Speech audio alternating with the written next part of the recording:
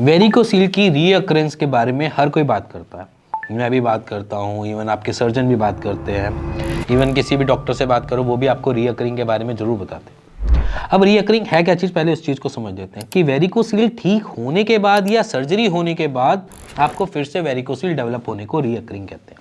अब रीअकरिंग में क्या है कि बेसिकली अगर देखा जाए वेरिकोसील आपकी कुछ वेन्स में था, सब वेन्स में नहीं होता। अब सपोज करो 20 वेन्स में था, उसमें से उन्होंने सिर्फ और सिर्फ 3 वेन में ही पाया कि इसमें वेरिकोसील बन गया। अब वो 3 वेन को उन्होंने क्या किया, काटा, बांधा और बंद कर दिया।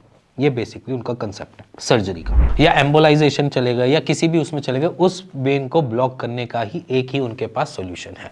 अब चाहे वो सर्जरी के प्रोसीजर से हो, चाहे वो आप आयुर्वेद से जाओ, चाहे आप होम्योपैथ से जाओ, रीअकरिंग का डर हमेशा रहता है वेरिकोसील में। तो उसके पीछे रीज़न यही है हमारा डे टू डे की रूटीन।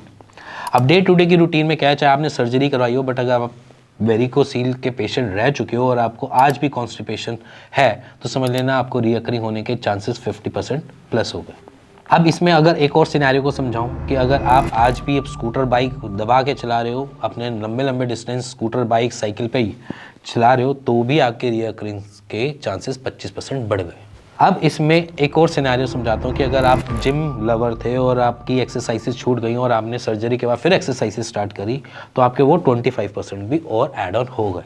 तो यहाँ पर ये समझ लेना कि अगर आप वेरिकोसील की सर्जरी या कोई भी ट्रीटमेंट से अगर आपने ठीक किया है तो समझ लेना रीअकरिंग के आने के चांसेस हैं। अगर मैं इस दौरान मैं आपकी ठीक करने के बाद कुछ चीज़ों में आराम दे सकता हूँ तो मैं आपकी लाइफस्टाइल को भी बदल सकता हूँ। तो यहाँ पर बेसिकली फंडा यही कहता है कि अगर लाइफस्टाइल बदल गई तो आपके ये रीअकरिंग होने के चांसेस खत्म हो गए। अगर आप कॉन्स्टिपेटेड रिलीफ हो, आप स्कूटर बाइक नहीं चला रहे हो, आप सपोर्टर पहन के चल रहे हो और कोई भी फिजिकल एक्टिविटी में इंडल्ज नहीं हो रहे हो, सिर्फ और सिर्फ एक थोड़े बहुत योगा आसन्स कर रहे हो फॉर फिटनेस, थोड़े बहुत अपनी नॉर्मल एक्सरसाइजेस कर रहे हो फॉर फिटनेस, नॉट लाइक कि आप बेंच प्रेस मार रहे हो, स्क्वाट्स मार रहे हो या फिर वेटेड स्क्वाट्स मार रहे हो। अगर आप कुछ ऐसा कर रहे हो तो ये आपके ऊपर डबल इम्पैक्ट डालता है, क्योंकि कभी भी हम किसी भी स्ट्रेंथ ट्रेनिंग में जाते हैं, चाहे वो 5 किलो का डंबल हो, चाहे वो 10 किलो का डंबल हो, चाहे हम बेंच प्रेस मारे हो, आपका कोर टाइट होता है, वो प्रेशर फिर से जनरेट करता है और फिर वो बेसिकली आपकी वेन्स पे इम्पैक्ट डालता है। अगर वो कट के जा भी चुकी हैं बाकियों पे इम्पैक्ट डालता है, जिसकी वजह से वेरिकोसील रीअकरिंग होता है।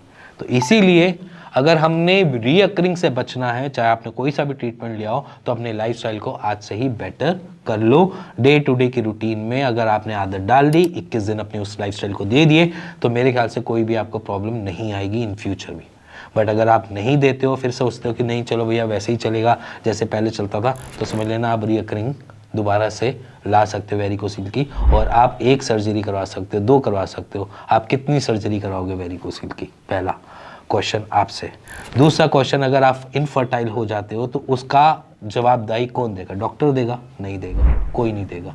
अगर इनफर्टाइल हो गए, आपके शुक्राणु कम हो गए, तो उसको वापस लाने में भी टास्क हो जाता है जब वेरिकोसील इतना बढ़ जाता है। तो इसीलिए यहाँ पर डरने और डराने वाली बात नहीं करूँगा, मैं सिंपल सी बात करूँगा, आज से अपने लाइफस्टाइल के ऊपर काम कर लो, अपनी बॉडी को समझना चालू कर लो, जिसकी वजह से आप कभी भी वेरिकोसील की प्रॉब्लम से दोबारा ना फंसो और उसको सेटल डाउन कर सको। इसी के साथ मिलेंगे नेक्स्ट वीडियो में, तब तक goodbye and take care.